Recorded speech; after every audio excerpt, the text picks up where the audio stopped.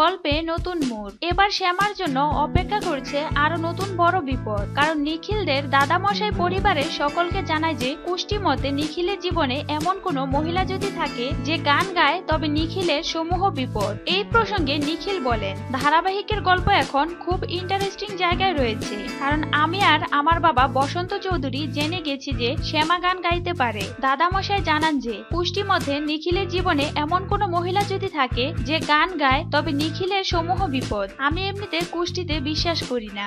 শ্যামা জানান যে তিনি আর গান গাইতে চাইছেন না। তখন কোথাও গিয়ে আমার মনে হয় তাহলে এই বিয়েটা না থাকাই ভালো। যদি ডিভোর্স হয়ে যায় তাহলে উনি ওনার উজ্জ্বল একটা গানের ভবিষ্যৎ গড়ে তুলতে পারবেন। একদিকে শ্যামা গান গাইবে না, আর নিখিলের ইচ্ছা শ্যামা তাকে ডিভোর্স দিয়ে নিজের গান গাওয়াটাকে চালিয়ে নিয়ে যান। কৃষ্ণকলি ওরফে শ্যামা বললেন, ছোট কর্তা জেনে গেছে যে আমি গান গাইতে পারি এবং আমার খুব খারাপ লাগছে যে উনি আমাকে ভুল বুঝেছেন। তবে আমি ওনাকে অনেক বোঝানোর চেষ্টা করি যে পরিস্থিতির চাপে পড়ে এই কাজ করেছি। এখন দাদামশাই আসছেন, তিনি একটা বিপদের কথা বলতে চলেছেন, যে বিপদ নিয়ে আমরা সবাই চিন্তায় রয়েছি। ধারাবাহিকের তিথির বললেন, তিথিরের নিখিলের প্রতি যে ভালোবাসাটা ছিল সেটার মধ্যে কোনো ষড়যন্ত্র নেই এবং সেটা ভুলবশত দিশাকে বলে ফেলে, এবং দিশা খুব চতুরতার সঙ্গে তিথিরের ভালোবাসাটাকে ব্যবহার করেছে যেন শ্যামাকে বাড়ি থেকে বার করতে পারে। ইতিমধ্যে তিথির ভ্যালেন্টাইন ডেতে নিখিলকে তার ভালোবাসার কথা জানায়, কিন্তু নিখিল সেটা কোনোভাবে পছন্দ করেনি। অভিনেতা শঙ্কর চক্রবর্তী বললেন,